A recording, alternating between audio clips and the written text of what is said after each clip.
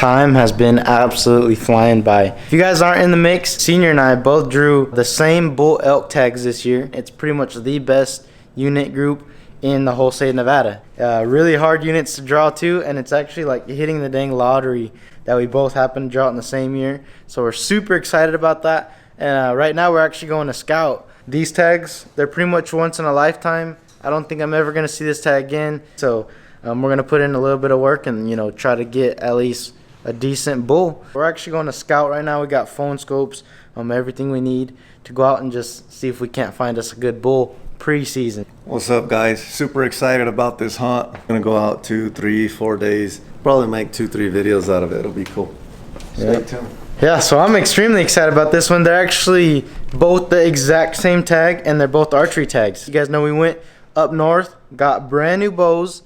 We got all our equipment laid out right here. We're ready for this one. We really are. This is what we're gonna be eating for the next few days right here. We're literally gonna live off of this for probably 3-4 days. The biggest question is, where are these bulls gonna go on the wall? Somewhere up here, there's gonna be bull elk really soon. First thing to go in the truck. This is a scope by Vortex. We got Vortex binos, Vortex everything. We're rolling Vortex. If you guys are glassing without a tripod, you're definitely missing out. I used to glass without a tripod. Started using one of these. Man, this is the magic piece right here. Magic. All right, guys, we're done packing. Gas is crazy right now. Over $4. It's only about 118 bucks before we even leave the town. I might have to fill up 3 times to get there. Thank you to whoever decides gas prices. So how much was it? 118 bucks. No way. So we're not going on this trip now. We're driving 6 hours away, 6.5 hours away. So it's a pain on gas, but you have to scout if you want to get the big one. All right, we're good. Let's get out of here. And the gas is actually cheaper out here than it is way out there in them country towns. We got a 10 cent per gallon discount too, and it still is 118 bucks. So we're starting in Vegas, heading up north, going about 6.5 hours, and we'll just try to vlog the trip, see what's going on. We're looking up north. It is super smoky, so we're hoping that we're still going to be able to glass. California's burning up north, and all their smoke is coming down here. Can't even see the mountains, so I'm hoping that it doesn't get worse up north or really bad to where we can't glass. I want to be able to glass at least 3 miles. California, what's the problem? Pick up the old wood, burn the old wood. You're wasting our time. At least let forestry clear out some of the old wood and dead stuff from around the roads. Didn't they ban that? That's crazy. Don't worry about the frogs or the toads or the fleas or whatever you guys are trying to save out there. Burn it all up, clean it up. We don't need no habitat on the floor, at least right next to the roads and people's houses. But anyway, enough of California. We're going to northern Nevada. California smokes over here, but hopefully we're able to glass 3 miles. We'll see what happens. Oh yeah, and by the way, California, I'm still upset that you stopped the trapping of coyotes and all that stuff and bobcats and everything, making everything illegal. I'm still upset about that. One day, hopefully one day, all that stuff will be overturned, because you guys are just, you ain't even gonna be able to have a dog over there pretty soon. They're gonna say that you're torturing dogs by feeding them kibbles and bits in your living room. And all your fish and all that stuff in aquariums, kiss it all goodbye, because I guarantee somebody in California that has a little bit of power is gonna be over there trying to ban everything. You're not even gonna be able to eat pork or cows or anything. They banned it out in the country where I pretty much was born. You can't even kill livestock in your own yard anymore. You can't butcher them, you can't do it, man. It's trash. What is that? This guy's making a time machine right here. You guys are seeing something top secret out here by Area 51. I think we took a wrong turn.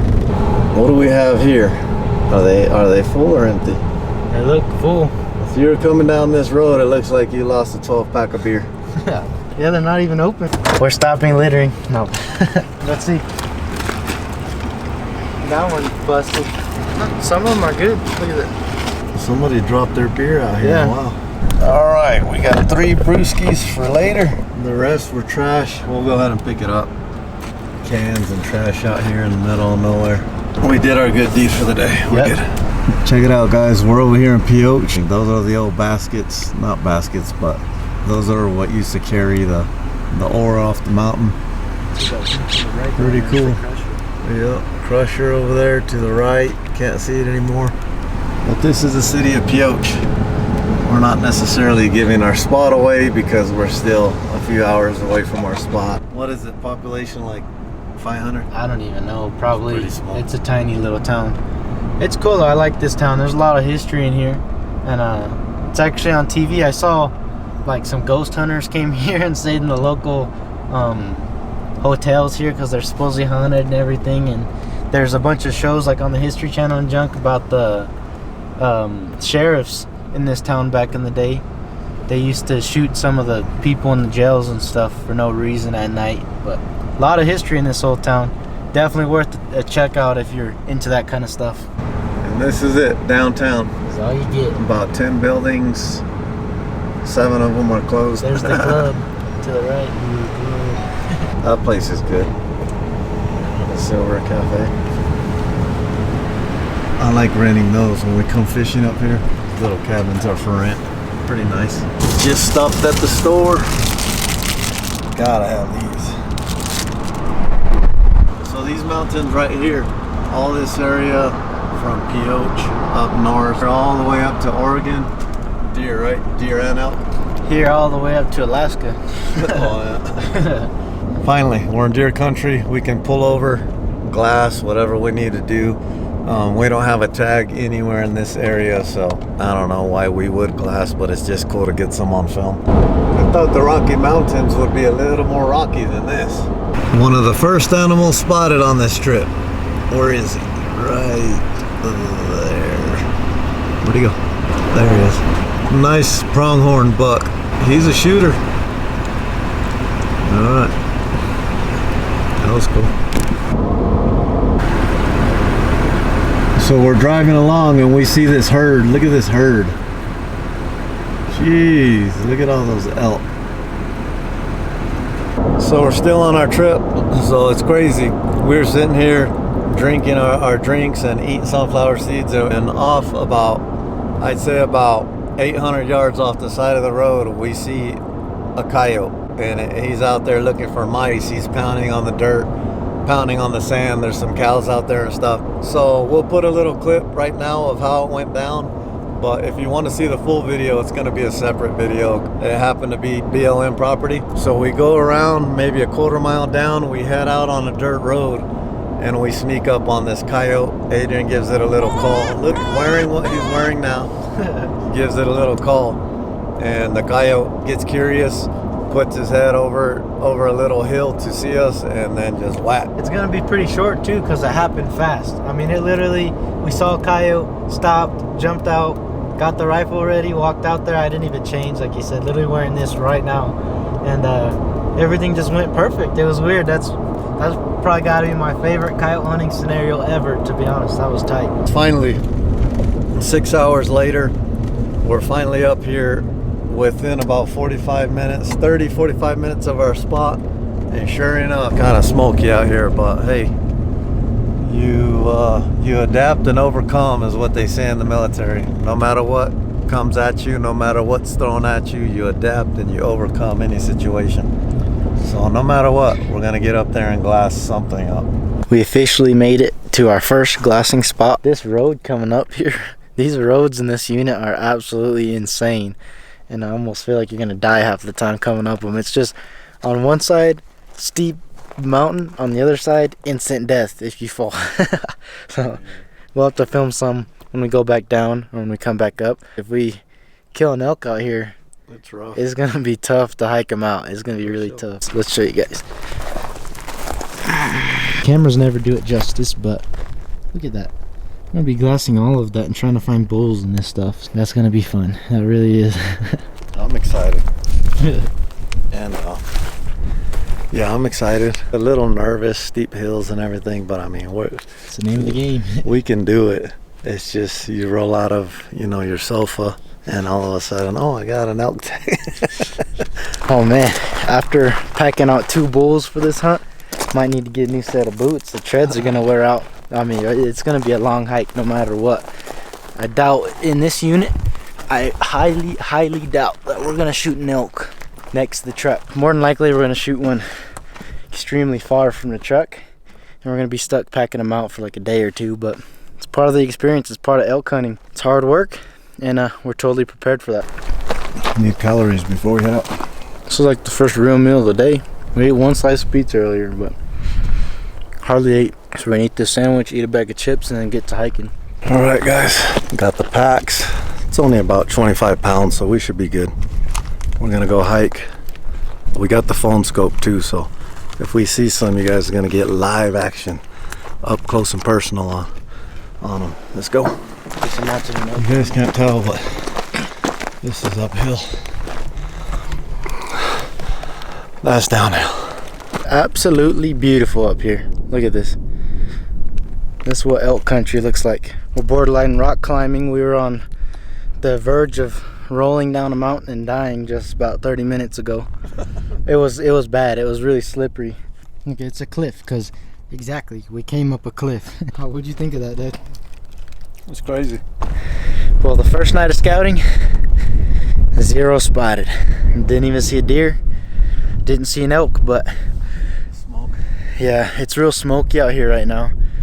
Maybe that has something to do with it, but really good area. Really nice looking area, but it's nice to just come pre-scope it out, look around. Unfortunately, we didn't see anything, but it doesn't cancel this spot out. Just because you didn't see something once doesn't mean the elk won't move in here.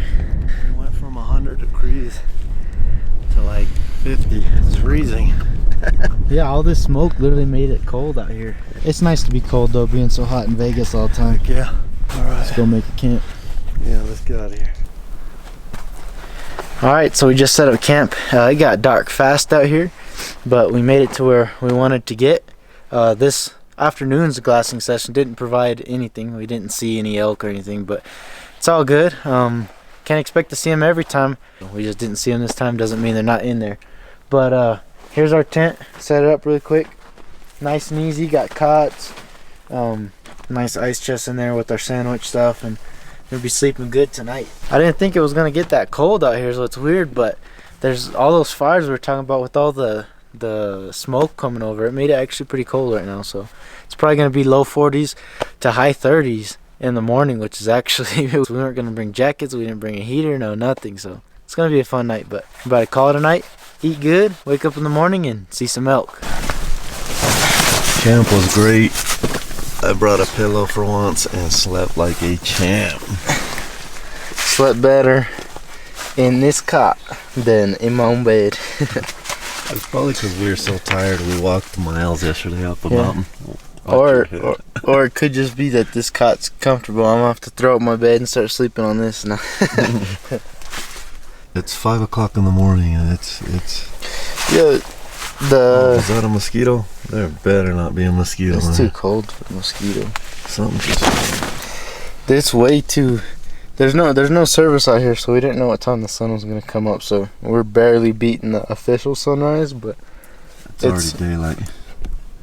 It was daylight at like 4:50. Yeah, it started coming up a while ago, so we're gonna brush and start looking. So when we got up here, it was pitch black, but this is camp 2021 scouting camp. Pretty nice. But all this up here, elk country. All these mountains up here, all this area. We were talking about it yesterday. Most of our elk hunting has always been. Did you do that? Probably squirrel. But most of our elk hunting has always been when the bulls are rutting around and they're chasing everybody. So we see them all over the place. It's interesting to come up here and try to find them when they're just chilling. They might even still be in velvet right now, so it's different. We're not used to it, but we're gonna figure it out, and we're gonna start seeing some bulls here in a minute. There we go, guys. Finally got on some elk. They're far, but it's good to see them. There's the cows. Those things are about a mile away on the mountaintop. They're running right now. Dang, that Polaris just pulled up and they hauled ass. How long you guys up here for chasing cows? We've been up here for 3 days now. She got one the first day. Did you guys just get here today? Yeah, last night, late. Good luck, guys. All right, you too. First thing in the morning, we just saw probably about 10 to 12 cow elk. A cow hunter actually just came up with a tag, and he's gonna go try to put a stock on these, but we're looking for bulls.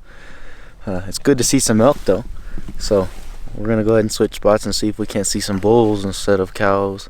And we talked to that guy. He said that there was elk everywhere in here, but the problem is a deer tag open, so there's a lot more cars driving through these hills. And something about elk, if you guys are gonna hunt elk, they are absolutely terrified to the core of cars.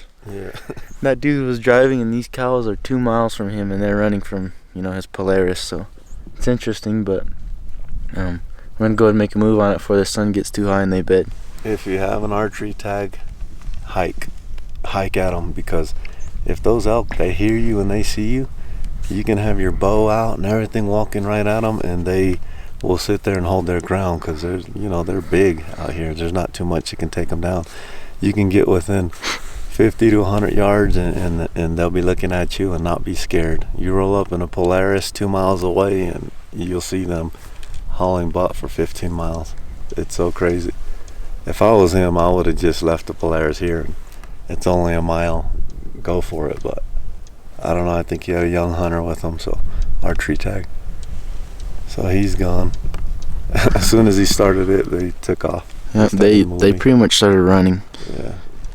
But let's go look for a bull. Let's do it.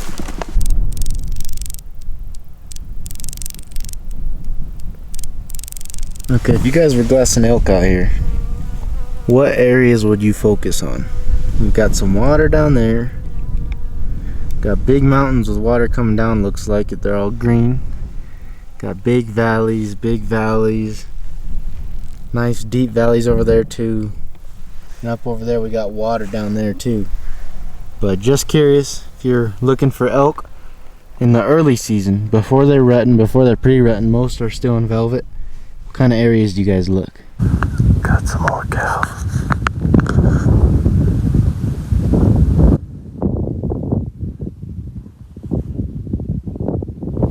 I see 4 or 5. Really? Oh shoot, there he is. First bull spotted, guys. Small bull.